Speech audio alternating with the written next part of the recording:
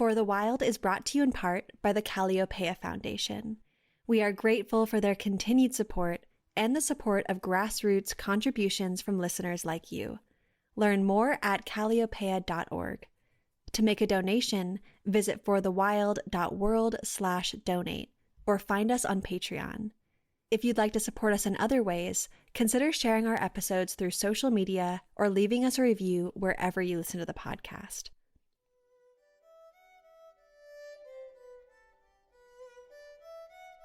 Hello and welcome to For the Wild podcast. I'm Ayana Young. Today I'm speaking with Thea Riofrancos. One of the most valiant things or aspects of past struggles for more equality, for feminist struggles, civil rights struggles, labor struggles, like the struggles that predated us, is that their participants wouldn't always be around to see the hopefully better world that their endeavors help to create, right? I think that's such a kind of valiant expression of, in a way, solidarity across generations. Thea Riofrancos is an assistant professor of political science at Providence College. Her research focuses on resource extraction, renewable energy, climate change, green technology, social movements, and the left in Latin America. She is the author of Resource Radicals, From Petro-Nationalism to Post-Extractivism in Ecuador, and the co-author of A Planet to Win, Why We Need a Green New Deal. She is a member of the Democratic Socialist of America and serves on the steering committee of their Eco-Socialist Working Group. Well, Thea, thank you so much for joining us on For the Wild podcast today. I'm really looking forward to our conversation. Thank you for inviting me.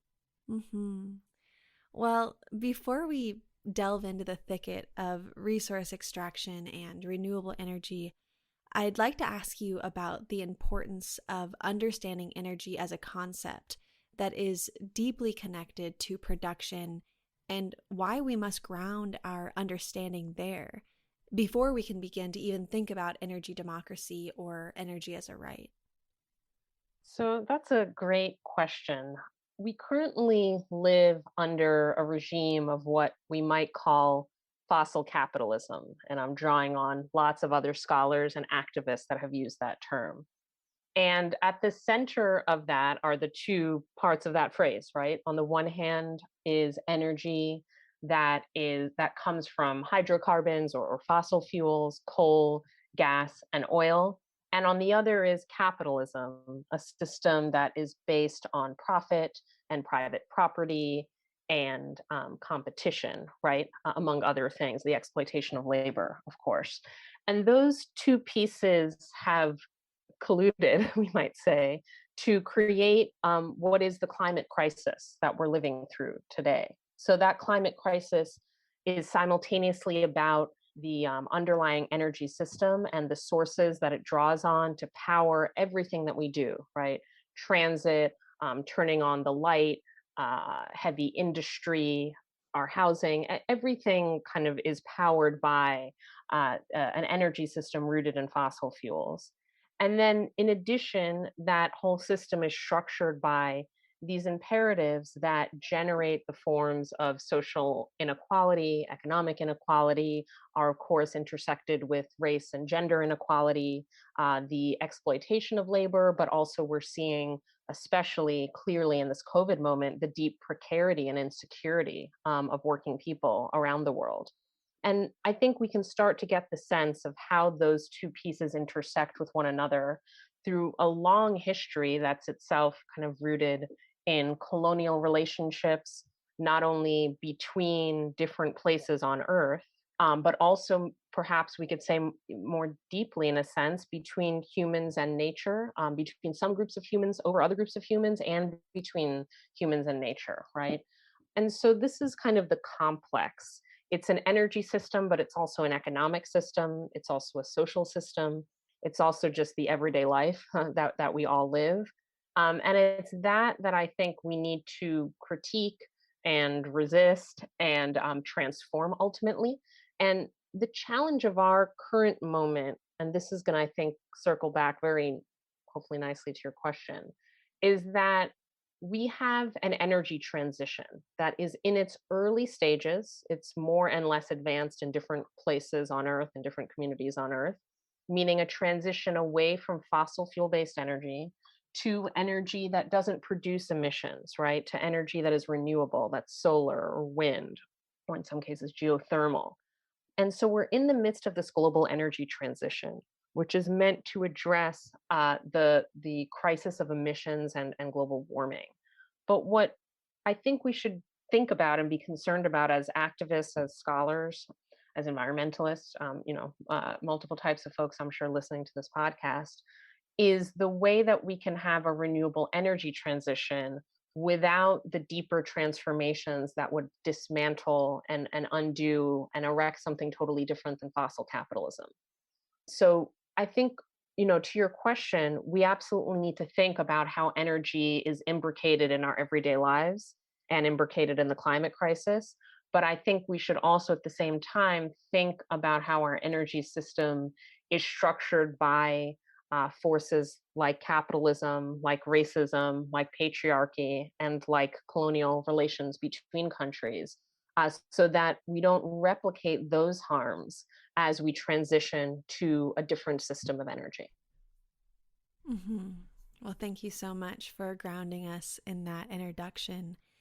And you often reference the vast disconnect between utopian futures pushed by clean energy advocates and the reality of extractive frontiers and the supply chains that green energy necessitates. Now, in the United States, we're seeing electric vehicles being advertised as an accessible product of the near future, while we are shielded from the truth of what is required in order to make these products accessible, specifically the denial of indigenous sovereignty and the violent desecration of ecosystems globally.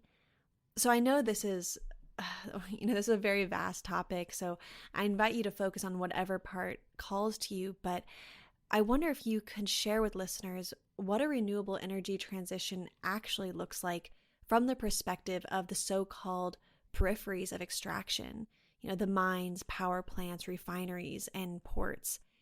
What kind of supply chain has been constructed in order to further green energy? That's a great question. I like the framing a lot. I want to start with where you began your question, which is these clean, so called clean or green technologies that have been invented and developed and are being deployed precisely in order to transition us to a low carbon or renewable energy system, right?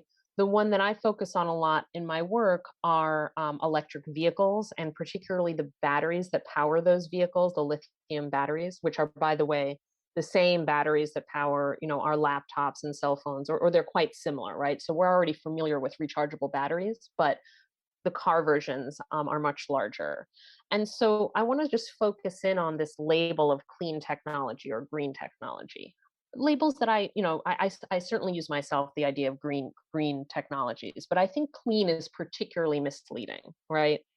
It kind of gives the idea that these technologies are somehow just synthesized in a laboratory or printed with a 3D printer, right? Or like automatically produced in some fully automated factory. It kind of has an idea of a modernity totally divorced from nature, right?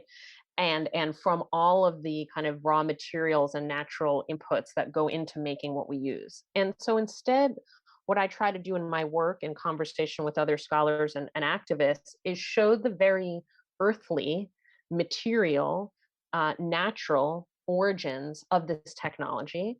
Um, and that's to draw a broader point, which is to say these technologies are produced currently in the same way that any other commodity under capitalism is produced. Raw materials are wrested from the earth, they are extracted. If they're agricultural materials, they are harvested, right? They are refined and processed, often using toxic chemicals and through polluting processes themselves. They are shipped to other parts of the world, often to be further refined and then to be manufactured. we could look at that manufacturing and look at the exploitation of labor, look at, whether that itself produces also emissions and other environmental impacts, what are the safety conditions, right? And then at the end of that process of manufacturing and that long chain of relationships and different geographic sites, those technologies head to places of mass consumption. And what I think this kind of shows us is that if we just think of the clean technology and the green tech at the end of this whole chain of events, then we really miss out on a lot of where the environmental and social injustices might occur, right? And so I just advocate in general that we take um, what some call a kind of planetary perspective, meaning a perspective that can apprehend this spatially dispersed process that happens in all different parts of the world, from Chile to Indonesia, from the Philippines to China. And I'm just talking there about lithium ion batteries and only talking about a subset of the places that are involved, right? And zoom in on what's actually happening in those places. And is that the kind of low carbon future that we want to build as, let's say, climate justice activists? Is that the kind of low carbon future that those workers and communities want to be a part of? Were they asked to be a part of it? Did they consent to the forms of extraction and exploitation that take place in their communities? And I think usually the answer is no, because of what I said earlier about the way capitalism functions. We aren't really asked. We don't have democratic participation that kind of governs the economy. And that is, I think, even more stark and apparent and dramatic in the places in the world that have been systematically and historically subject to forms of what we might call colonial or imperial relationships, right? And I'll just say a couple of more words to get more palpable and concrete. So, what I learned studying, just tracing the supply chains of lithium ion batteries, is that the lithium that is extracted has pretty, I think, concerning environmental impacts in the immediate sites of extraction. I did my field work in Chile and spent several months there, and I will be returning as soon as the pandemic allows me to. And I traveled around the country, both in the capital, where a lot of important decisions are made, right? Policymakers and corporations. But I also went to the zones of extraction in the north of Chile, in the Atacama Desert, which is a just beautiful landscape. It is also the home of indigenous communities that have lived there for thousands of years, well before the Spanish conquered Latin America or before the Chilean state existed. So you have indigenous communities, you have a beautiful landscape that they have developed all sorts of practices of cultural exchange and socio-natural kind of relation with that landscape. Then you have more recent, we could call them settlers, migrants, internal migrants. You also have tourists, right? So you have all sorts of people living in this space. And what is concerning about the lithium extraction process, which is extracted from these underground brine deposits, salty water deposits, in other words, from these beautiful expansive salt flats, it actually has the effect of making fresh water, the water that humans rely on for consumption and agriculture, and that of course is also water that other species rely on as well. That water is directly impacted by the rapid and rapacious extraction of brine. There's a whole complex water system that actually indigenous people know quite well, but scientists are just beginning to actually understand, because it's such a complicated, unusual water system that involves both brine and fresh water and is in the second driest place on Earth after Antarctica. So you can just imagine the complexity, but also the vulnerability of this water system. Lithium is being, or I should say, this brine is being extracted and then arrayed on these huge evaporation ponds in the desert so that the water evaporates into the air and you're left with a more concentrated lithium concentrate, which is then further refined elsewhere. That whole process is very inexpensive for lithium companies because actually the sun and the wind do a lot of the evaporation work for them, which is free. So it's another kind of gift of nature. but it's very concerning because it draws down the freshwater table at the same time. And this is compounded by two other processes impacting the region. One is climate change itself. So, a bit ironic that this extractive frontier of technologies meant to combat climate change is also suffering severe consequences of drought and further desertification. And then on the other hand, copper, which is also extracted in this region and requires also a lot of water to be for processing in particular, and ironically, again, copper extremely needed for green technologies like EVs because of all of the electric wiring. So you have this place on Earth that is a home to ecosystems and human communities that is being triply impacted in this way by climate change and by lithium and copper, which all are, again, the extractive frontiers of technologies that are actually needed to combat climate change. Though, and just to close out here, how we produce those technologies, who uses them, who controls their production, and how much extraction they require, these are all political and social questions that we should think about because it's not preordained, actually, how much extraction is required in order to produce technologies needed to combat climate change. Mm. Mm-hmm. Wow. Just thank you for explaining all of that and connecting some of the dots that I think some of us are having an intuition about. I think many of us are starting to question what it actually takes to do this green energy transition, and it was really helpful to hear so much of what you just brought up. And I'm wondering if you could highlight the connections between renewable energy development and state deployment of the military and police in the name of extraction. And I know we can't generalize South America's approach to resource extraction, but I do think listeners would be interested in hearing about the correlation between the green energy boom and state violence to the extent that you're willing to speak about it. Sure, it's an excellent question, both because there's a lot to say historically and currently about it, but I also think that some of answering this will require actually a bit of speculation, which I think can be an interesting, creative kind of activity mental activity to engage in. So I'll come to that speculative piece at the end. But let me tell you what I think we do know empirically already. One is that extractive sectors around the world, not only in the global south or in Latin America or Chile, including in the U.S. and Canada, for example, which have major extractive sectors, particularly in oil and gas and coal. We see that around the world, extractive sectors often are marked by particular levels of violence, repression, and conflict, right? The state is often one key actor there. States often deploy repressive force, whether that's police or military or security or intelligence agents, right? There are different types of state repression, but they often deploy direct repressive force to protect such projects against resistance or conflict, or even sometimes when there's no actual resistance, you will see armed guards protecting sites of extraction, right? To kind of project the authority of the state.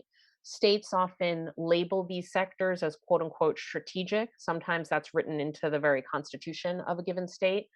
And what that means is that the state, thinks these sectors are extra important, right, to sort of protect, and that sort of carries also that indication of the potential for state violence. We've seen this type of violence in the fight over Standing Rock, Keystone. We have just seen this time and again, right? It's not something that just happens in other places. Uh, in Latin America, this takes additional forms. You often also see, in certain contexts, paramilitary violence. So it's not official state violence, but often there are, nebulous connections to the state in some way. You might see corporations that actually hire their own private security guards. So when I did research in Ecuador, which might come up later in this conversation for an earlier project, I researched a copper mining company that hired private guards, right, and inflicted quite intense violence on community members that were in protest of the mine. So this just gives you a sense. This is a correlation that many scholars have drawn out around the world. And we can link this already to the renewable energy transition. So I already mentioned copper, and I'm just going to bring it up again.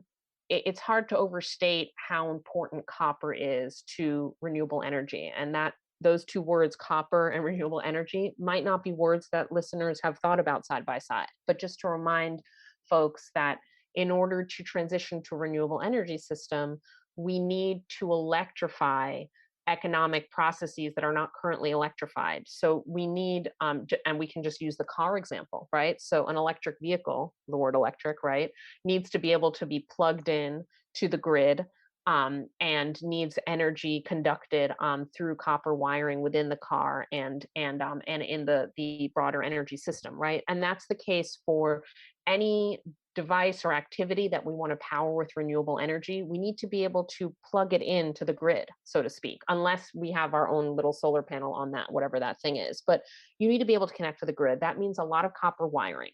And that means an enormous amount of copper will be extracted in order to allow us to use renewable energy technologies. We've seen around Latin America, particularly in the Andean region, so in Chile, in Peru, in Ecuador, just to name a few places, copper mining cause a lot of conflict, a lot of social protest, and also be the site of a lot of state and corporate forms of repression, right? So that's just one angle to take on it, just through the lens of copper. I want to kind of go to that speculative piece that I was saying earlier. As I noted in the beginning of this conversation, we're in a nascent stage of the energy transition. It is globally uneven. Some places have transitioned more than others. We still have a lot of work to do to really move away from an energy system that's based in fossil fuels. So I think, at early stages, you can start to detect trends that might take hold and take root and be more predominant once a fuller transition occurs. And what I'm starting to get concerned about in my research is the way that states, and not only in the global south, I'm talking about in what I'm about to say about the US and the European Union, actually specifically, are starting to designate the minerals needed for renewable energy technologies as quote unquote critical or strategic or crucial. They use different words. And that should give listeners pause. When a state actor says this natural resource is strategic or quote unquote critical, it means that oftentimes states will use additional forms of repression in order to protect its extraction. And so the EU has done this and added lithium to its list of critical minerals. The US, first under Trump, but actually more recently, again under Biden, has designated lithium as well as several other minerals as critical. And sometimes it's directly said that it's not just about the green technology, but that military technologies in general rely on these minerals as well. So you get this ominous sense that states and perhaps corporations as well might respond with additional forms of repression around protest against, let's say, or conflict around these types of sectors. And it's speculative. We don't know this yet, but I just want to sort of put that there because I think there's a long history of state repression and extraction going hand in hand. And I hope we don't repeat that history, but I think it helps to be aware of that at the outset of a process rather than, unfortunately, when it's too late. It's a windy afternoon. Can't afford to buy my food or the drive I need to go further than they said I'd go.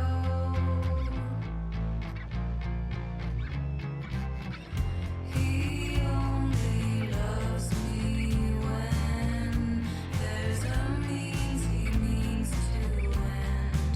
Oh, I miss when we first met. He didn't tell me yet. So take me out, baby. Makes no difference where we'll be as long as we're out in the sun. Take me out, baby. Mm-hmm. Yeah, that's very interesting. And yeah, I think it should give all of us pause to realize that there are multiple systems being set up to extract these resources. And yeah, it is frightening to hear those kinds of words because in a sense they're like warlike terminology, and that is something to really consider. Yeah, in Latin America's Green New Deal, you co-authored with Daniel Aldana Cohen. You write, quote, while the Green New Deal idea massively expanded the scope of climate action, from carbon pricing to rewriting the United States' entire social and ecological contract, it said little about the rest of the world. Its chief historical referent, the New Deal, invokes U.S. history alone, and yet the project's edges have been internationalist. Leave aside the phrasing, and the substance of the project has everything to do with the contemporary political economic struggles all over the world, including in Latin America. End quote. Yeah, and I think about my previous questions and how they've sort of alluded to what a Green New Deal might mean for resource-rich countries in South America, but I'd like to ask you to elaborate a bit further on the global dimensions of a Green New Deal, or perhaps talk about what a globally accountable Green New Deal would look like instead. Yeah, that's a great question, and it's tricky because there's many ways to unpack it, both on a level of sort of, I guess, three kind of levels that occur to me immediately. One would be kind of what are if we just implemented a Green New Deal right now in the US without much attention to those global ramifications, how would it affect the rest of the world, right? So that's one kind of question to ask. Another two sets of other related questions are what kind of policies could we implement as part of a Green New Deal kind of transformative moment that would have more beneficial effects for the rest of the world, right? Rather than potentially harmful ones. And then a third and perhaps even thornier question is how can we, let's say US activists, kind of reconstruct what I see as very lost and weakened relationships of solidarity with groups and communities and movements around the world. Relationships that I think at other moments in political history were stronger than they are now. I think we've lost a lot of the habit and ethos and kind of orientation of solidarity and internationalism and sort of a global perspective in movements in the US. So let me go back to the beginning of where I framed that. What I worry about, despite, I should say, being on record as an extreme advocate of the Green New Deal, right? I think it's a wonderful paradigm shift in climate policy. It connects the crisis of inequality to the crisis of global warming. It focuses on real material improvements in ordinary people's lives. And it sees, I think, a really vigorous role for the public sector and also for creative forms of public ownership and community ownership and cooperatives and just a different way to organize our economy. And so I'm like, just want to frame this by saying I'm a big advocate of the Green New Deal, but I also think that there are different versions of the Green New Deal, and that we should be intentional, especially about this international piece from the get-go. I worry that a Green New Deal that doesn't attend to global supply chains and to the extraction required um, by green technologies could, just neglect the forms of social and environmental injustice that those technologies currently require to be produced. I emphasize currently because I don't think it's inevitable that these technologies, whether it's solar panels or electric buses, right? These technologies could be produced quite differently than they are, and I think it's important to keep that in mind. But if we don't attend to global supply chains, then we just use the normal methods of production and consumption and extraction, the ones that we've already talked about, right? And we might reinforce them and we might reinforce them dramatically because when we look at major changes, and aggressive and fast changes in our whole, kind of energy system, there might be a huge rush to secure these minerals around the world and to ramp up production for these technologies in ways that are just not attentive to the issues of labor exploitation or contamination or local waterways or indigenous rights, just to name a few, I think important issues to attend to. So I worry about that. But I don't think it's inevitable. And now I'm going to go to the second piece that I said, like what kind of policies and frameworks might a Green New Deal employ in order to avoid exacerbating resource conflict and extraction around the world, and instead actually reduce extraction, reduce the resource requirements, reduce how much is pulled out of the earth in the name of more production of these technologies. And I would just put a few points. One is I think that the worst way to do the energy transition, especially when we're talking about transportation, right, which is a place where we're seeing a lot of change already, right? The people buying electric vehicles, these auto companies producing new electric vehicles, et cetera. That's an area where we're seeing, in the current moment, the energy transition unfolding. What worries me is this paradigm that's become very popular with politicians and corporations, which is that the way to combat climate change is for everyone to have an electric vehicle in their garage. Now, first of all, that's just not economically accessible. And you actually asked at the very top of this show, like, is this really accessible? Is this even an accessible kind of solution? And I would say, no, not for poor and working class people that can't afford, without a lot of government help, and maybe there will be government help, but anyway, can't afford a new car. And actually, the poorer you are, the more likely you are to drive a car that is less energy efficient, that produces more emissions, or maybe to not be able to afford a car at all, right?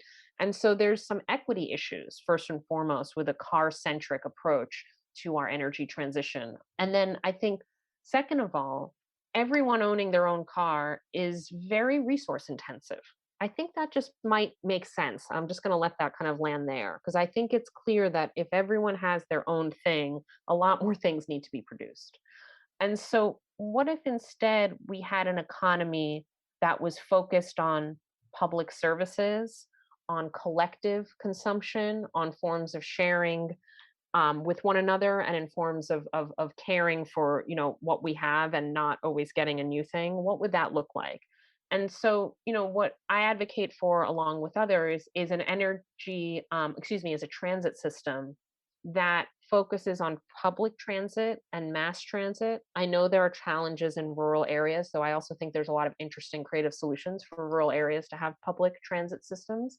So on mass and public transit, a single bus with its lithium battery can maybe ferry around thousands of people a day versus a car that sits in the garage most of the day. So it's a much better use of those resources. But also, maybe in some spaces of especially in urban areas, eliminates private cars, passenger cars altogether, right? And there are fascinating movements in Europe and elsewhere in the world to have car-free cities. Of course, we always need to take into account that there are there are differences in folks' mobility, right? So not everyone is going to walk and cycle, but there can definitely be provisions made for fully equitable and accessible transit systems that are a mix of public transit and walking and cycling, and electrify all transit. Don't rely on individual ownership of electric vehicles. So that's the second piece, policies, thinking about policies that require less resources and actually change the way we consume, rather than just like a kind of green capitalist situation where we consume the same exact way, but with renewable energy. And then the final piece, and I'll be a bit shorter here, but I think it's worth mentioning, and it resonates a lot with that excerpt you read out loud from Daniel and my essay, which is beyond the level of policy. It's also, I think, important and incumbent upon movements in the United States, climate movements, social justice movements, racial justice movements, to see themselves in global perspective, to see themselves as part of struggles that transcend borders, as impacted by processes of oppression and exploitation that also, of course, transcend borders, and sort of re-stitch together relationships with movements elsewhere in the world that, despite our very global media systems and Twitter and X, Y, and Z, I think a lot of those relationships, like despite the fact that we can at any moment with our smartphones figure out what's happening elsewhere in the world, I think the relationships between movements have really suffered. And it's a longer question as to why that's the case, but it has been the case. And I think that it would be positive for our projects like the Green New Deal to kind of re-solidify and shore up those relationships, both so that we're attentive to what some of the negative impacts are elsewhere in the world, and we can stand in solidarity with, let's say, indigenous communities in Chile if they resist lithium mining, both for those types of campaigns and issues, but also to learn from elsewhere in the world, right? It's not just about being a good ally, it's also about learning what has worked well, in terms of more socially just energy transitions in the places that have embarked on them. So I think there's a tremendous amount to be gained with from a more international and solidarity based perspective. Hmm. Well, one of the largest questions that I've read that you tackle is whether or not we can improve well being without an extractive model of development. And I think we'd both agree that we absolutely can live well without extraction. But this question becomes much more complex when we ask if we can have leftist systems of care under capitalism without extraction of some sort. Because so often countries have nationalized their resources so they can improve the social conditions of their own country to compete with what the so-called West has defined as a decent quality of life. So I'm wondering if you could speak to the dilemma and whether or not it's possible to have national governments without extractive development. And if so, what does it look like to center social care and economic security in the immediate future without extraction? Yeah, this is probably one of the thornier questions that we'll talk about today, which is a high bar because you've already raised a number of obviously complex questions and nuanced questions. But this one gets at the heart of so many different issues. And I think your framing, which is one that I've also used of dilemmas, is very apt, right? A dilemma is where you confront a situation where the sort of pros and cons of different ways forward are very fraught, and it's not clear what the best approach is, right? Or that's one way to think about a dilemma, and that's the way that I think of one. Dilemmas kind of make us paralyzed because it's not clear how to move forward, and I feel like this is a set of issues that can result in that kind of orientation. I guess that what I would say, just to kind of frame a little bit, and then I'll get into the more specific substantive questions that you ask about progressive governments, let's say in the global South, and how they can provide for their people without reinforcing an extractive model of development. And I would say that over many years of thinking about this, and my thinking continues to evolve. So maybe in a year from now, I'll have a different way of thinking about it. But this is kind of how I've come around to it. I think that it's important to disentangle extraction from extractivism is one way to think about it. And maybe we actually just need a different word than extraction altogether. But I want to put a little space between the words extraction and extractivism. I don't think that there is a way to build even the best society, the most utopian society that we could think of, that is socially just, egalitarian, low carbon, right? Doesn't have racism or patriarchy or exploitation, right? I'm just imagining a society. That society would still need, in some way, to appropriate um, resources, though maybe they'd be called something else, because that already kind of commodifies nature a bit. But anyway, would have to interact with nature in some way, right? The solar panels that society uses in its, perfectly democratically owned energy system, those solar panels would need to be made from minerals that are extracted from the earth. They would need to be manufactured with machines and factories. And so I think that it sometimes is an easy way out, that I myself have also taken this easy way out, this route, to say we want a society with no extraction.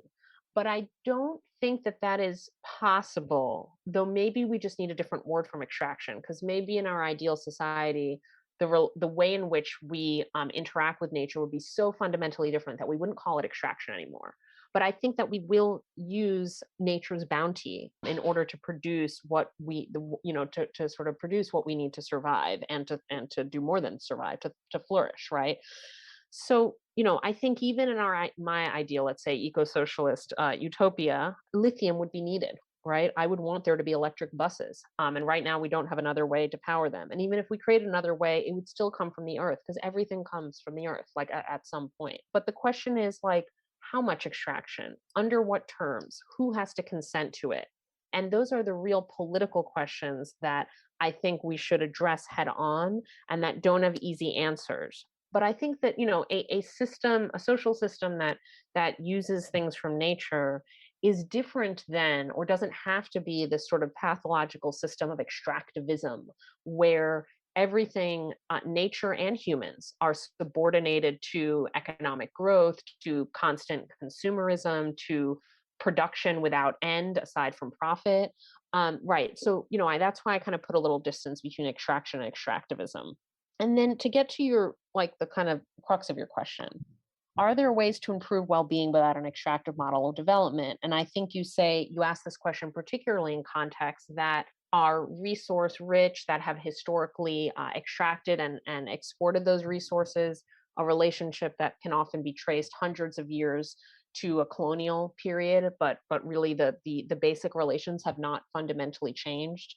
So a place like Ecuador, where I mentioned earlier, I've done a lot of field work and wrote a book about, is a place that a lot of its state's budget comes from oil related revenues and now increasingly mining related revenues as well.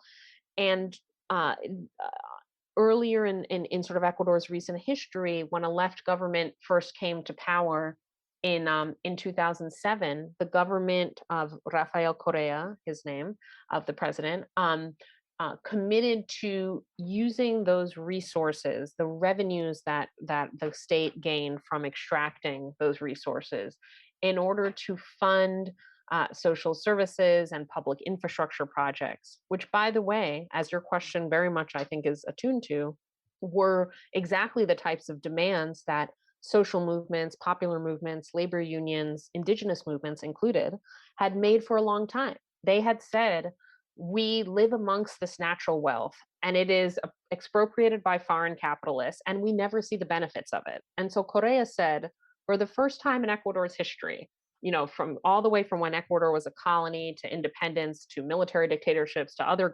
democratically elected governments, my government is going to address social needs and it's going to do so with the revenues generated by extraction. And that put the Correa government in this fundamental dilemma, to use that word again, which is that made short and even, to some extent, medium term economic and social sense. And it made a lot of political sense. He was a very popular president. And he did the things he said he was going to do. He decreased poverty dramatically, almost cut it in half. He expanded dramatically people's access to health, education, transit, and housing.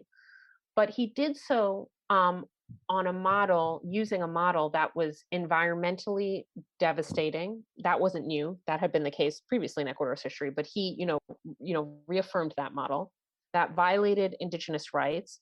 And that also was economically precarious because it depended a lot on the global prices for those commodities and how high they were, right? And so he was caught in those dilemmas, and those eventually really undermined the transformative project that he sought to pursue, in addition to his government's own repression, and that's worth mentioning, of movements that contested extractivism, that resisted it. But I think that doesn't answer the question: could he have done otherwise? Was there another route to social and economic well-being in Ecuador, for example, other than relying on oil and mining revenues? And I think that's a very hard question to answer. And what I've kind of come around to recently, even since writing the book in a way, is that question can't be answered at the scale of Ecuador. That question can't be answered in one country on the peripheries of the global economy that has historically extracted these resources, and it is a just pillar of the national economy.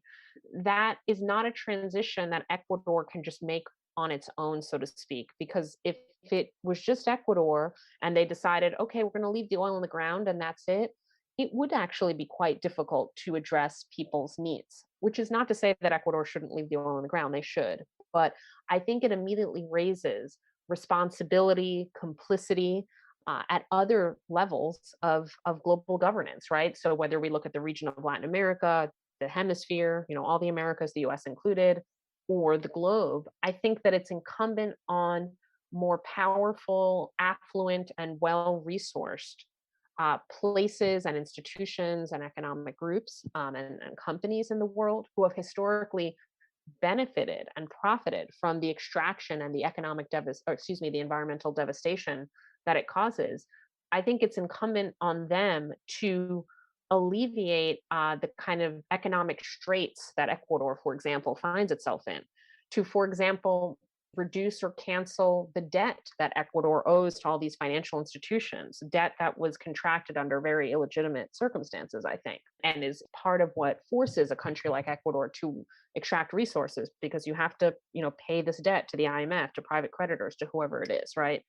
And so I'm just giving listeners a sense that I think these questions have to be answered at broader scales in some part, that it's hard for one low income country whose primary economic sectors are extractive to just sort of get off the extractive grid, and at the same time care for, feed, clothe, and house, and hopefully much more than that, the people that live there. And it, I think, involves other forms of global, regional and global redistribution, debt cancellation, and maybe new regional economies that in concert with one another, countries in concert with one another, shift away from an extractive model of development towards one that centers social and natural care.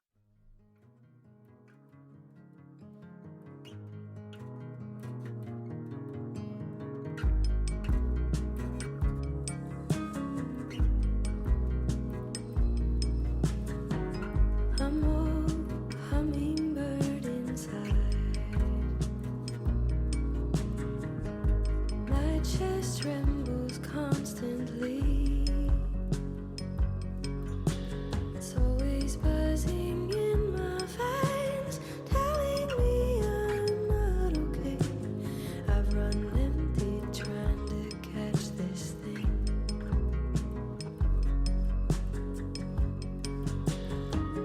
My laughter fills up all the space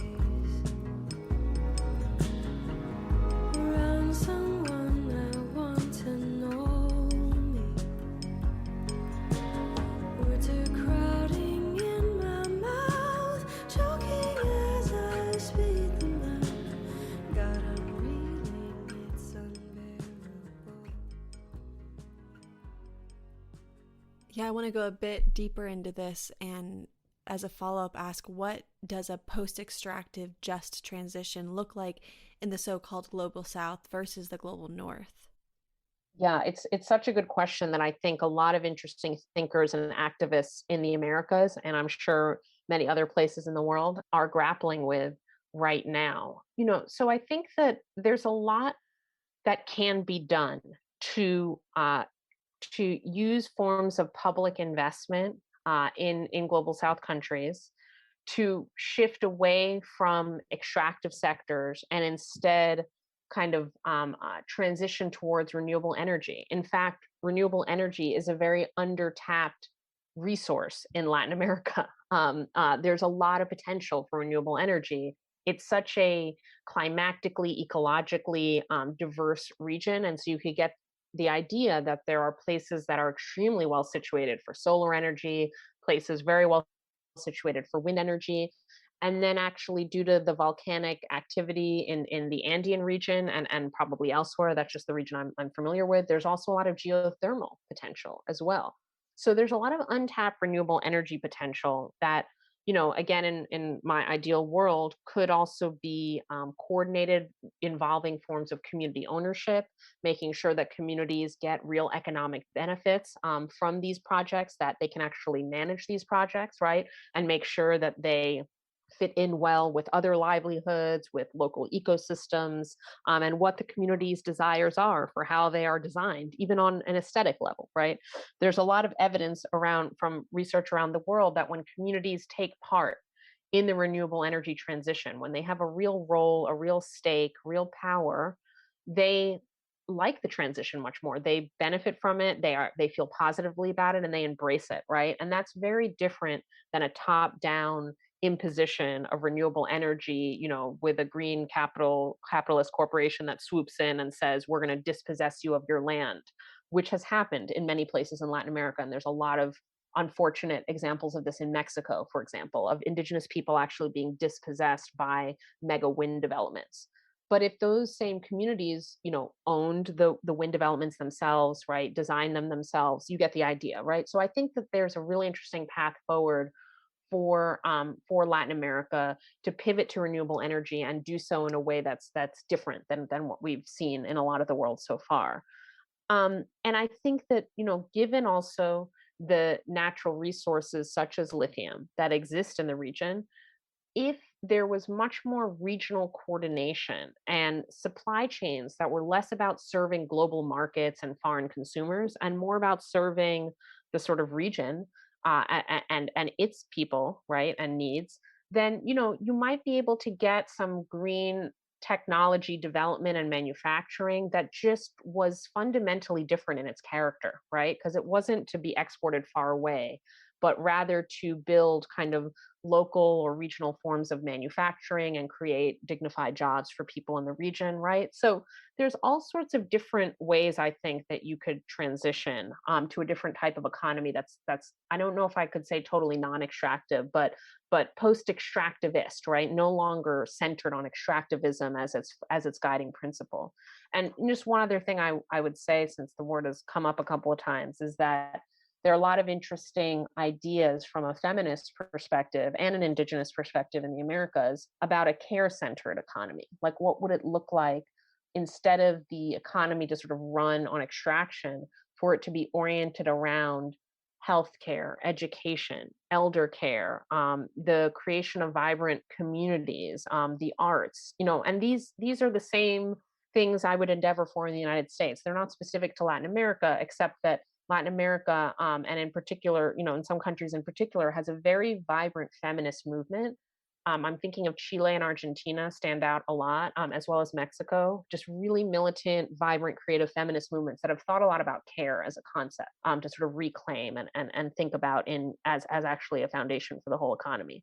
So these are like the touchstones for me. But I would encourage listeners to also read other folks. I'm sure there are many ideas I didn't mention. We could get into regenerative agriculture, for example, as opposed to the monocrop agriculture that's destroying the Amazon and the cattle ranching that's destroying the Amazon, right? So there's many places to go with the idea of a post-extractive economy.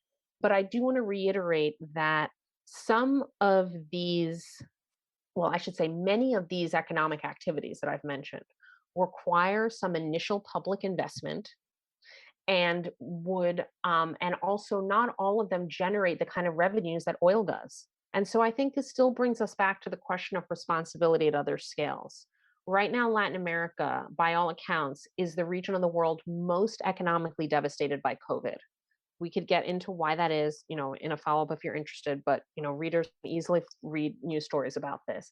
It has just ravaged the region economically, in large part because of how many workers are quote unquote informal workers and just lack a basic social safety net, and therefore have had to choose between starvation if they don't work or the virus if they do, right? And it's just been a very tragic situation in Latin America. So you have this region of economic devastation and governments that have spent every penny that they have on the basics of public health provision, and are also in debt by huge quantities to global creditors and international financial institutions. And so in that context, can a single government in the global South or in Latin America invest in this new economic model that's renewable, that's care-centric, et cetera? I think that, again, it brings up the issue of the need for redistribution and help and solidarity from other governments and economic entities around the world. But I do think there's great ideas for what that model would look like. The question is are there the economic resources within the region to transition to it right now? I want to go back to something that you were touching on earlier around collective consumption. And I've heard you talk about in other articles and or interviews about the relationship between solidarity and consumption, and how solidarity can in fact look like consuming less, but not at the individual level, Rather, we can actually consume less and demonstrate solidarity by strengthening our ability to collectively use goods and services. So, I'd love if you could talk a bit more about the importance of collective consumption and how it guarantees more equity and justice throughout the entire supply chain. Thank you for that question. And I've learned, I just want to say, though his name has already come up, I've learned a lot from my collaborator, Daniel Aldana Cohen, about the kind of, why collective consumption and public and shared forms of abundance, we might even use the word luxury, are so important both for improving people's material well-being and simultaneously for addressing the climate crisis, and the broader crisis also of ecological devastation. And I think, we so often think of consumption as in individual terms, like I choose to consume this. And so for many environmentalists, that can take the form of like, I'm going to individually consume differently. And then immediately we're sort of like, but okay, I'm not going to use a plastic bag, but everyone else is using a plastic bag. There are obvious limitations to an individual understanding of consumption. And we get sort of like in these rabbit holes of like, kind of never ending, what should I be doing differently kind of thing. But I want to encourage us to zoom out, as your, excellent question does, which is to say, even when our consumption appears to us as an individual choice, even when it seems we're just walking to the supermarket using our own money and buying the thing that we want to buy, it's never individual, meaning that consumption is highly socially patterned, right? It's highly constrained and enabled by the social systems that we live in. If I live in a suburban enclave in the United States, I have no choice but to drive. There's just literally no choice. If I don't drive, it's probably because I'm too poor to afford a car or to afford gas or to afford my car insurance, right? Anyone that can afford to drives. I actually live in a city in Providence, Rhode Island, and it's a decently dense city, small city, and our public transit is so bad that even though I don't actually live very far from where I work, there's really no way for me to get there other than to drive there. In fact, I got a driver's license at kind of an old age of like 33 in order just to get myself to work. So the reason I'm bringing this up is because despite the fact that it might seem like an individual choice that I drove to work, it really wasn't a choice. It was a social choice to not provide me with any other option, right? So we should always think about consumption in social terms. And when we zoom out and think that way, it sort of opens up all these other possibilities of how we might, as a society, consume differently. So rather than the system that we have, which is individualized in its like ultimate effects, but really, is designed by policy choices, is highly unequal. Some people, consume radically more or less than other people, right? It's a very unequal system of consumption. And it has all these other characteristics, of course, of race and gender as well, in terms of like how much people consume, what people's options are. There's a lot of studies that show that low income communities of color just have far fewer options in terms of what supermarkets, or might not have supermarkets at all, the so-called sort of food desert phenomena, right? So again, all of these are social choices, but at an individual level, we don't have a lot of control over them. And what would it look like to transition from that type of system of consumption to a system in which consumption more often took place with other people, like in literal community with others and literal kind of communion with other people? What if instead of driving in our individual steel traps, cars, death traps, we were, in a train or a tram or a bus or a trolley with other people, right? So that's a form of collective consumption because it's many people consuming the same service at once. What if instead of streaming Netflix alone in our apartments, and I know this is a hard time to say this with COVID, but let's just relax that assumption for a moment and presume that at some point we can re-enter society, right? So, okay, so instead of Netflix in our homes, what if we went to the theater with other people? What if we actually saw plays, right? Which are much lower carbon, by the way, than anything that requires so much, streaming content and huge internet servers and that kind of thing. So all I'm saying is that there are always different ways that we can pattern consumption socially. And the individualist system that we have in the US is also a very unequal one, and it's a very resource intensive one, as we already discussed with the example of individual electric vehicles versus electric buses. And so I think there's a lot of benefits to thinking collectively about consumption.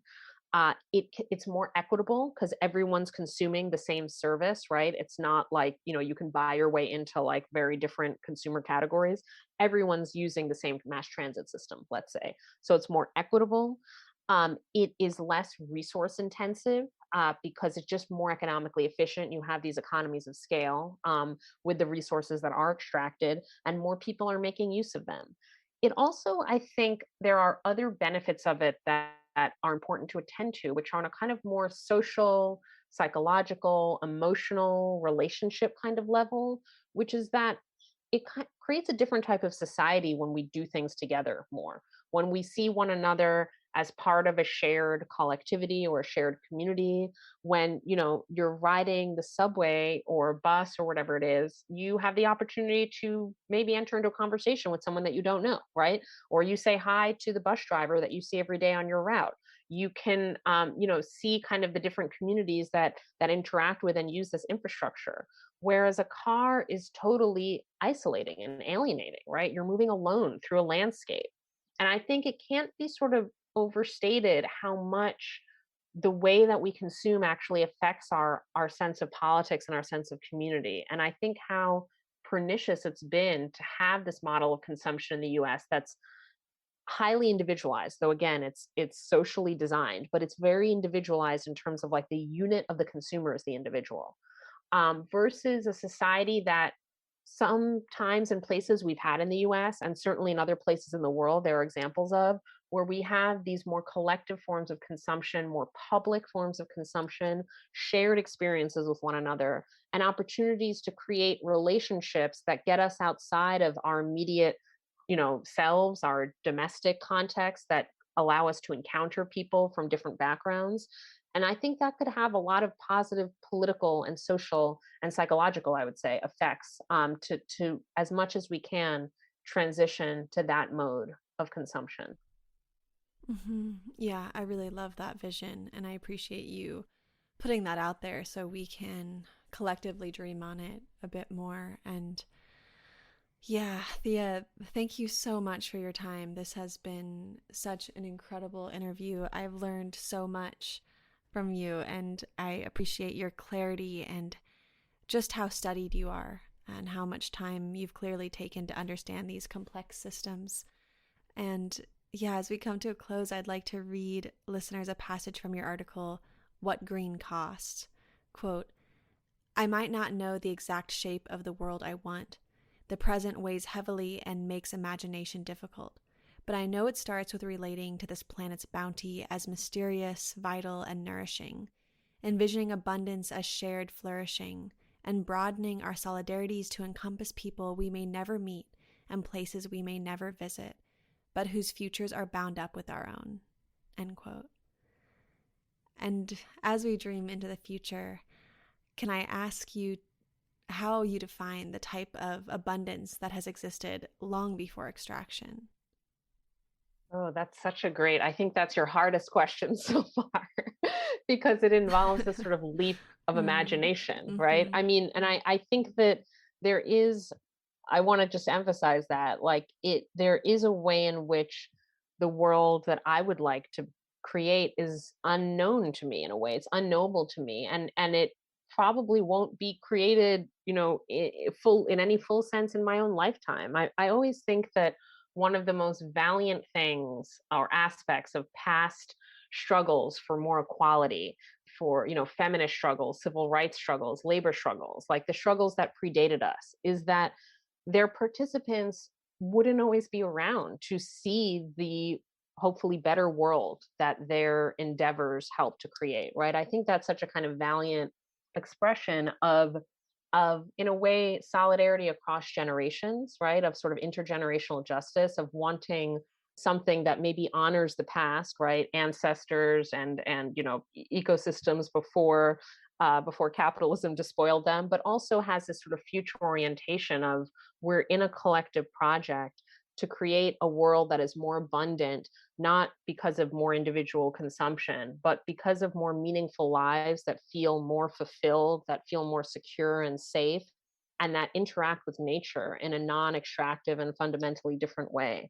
That project is a collective project, it's a global project, it's one that is spatially dispersed, and it's one that unfolds in this sort of uneven way over time, and that, we that fight for that right now won't be around to see how that project ends up, 100 years from now, let's say.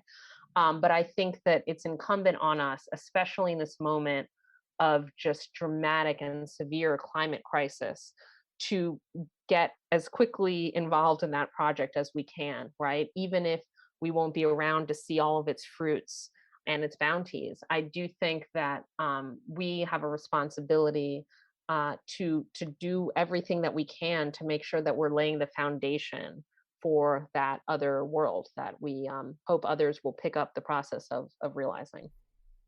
Mm-hmm. Oh, that was such a beautiful closure to this conversation. Thank you, Thea, so much. I really enjoyed this and was also stretched and learned a lot. And I think this information, especially now, is so important and pivotal and really necessary for us to understand. So thank you for all of your time today and all of the time and work you've put into studying this over the years. Thank you so much for your really nuanced questions, and that really made me think. And that last one was, I'm going to sit with it for a minute. But thank you so much for the opportunity to talk to you.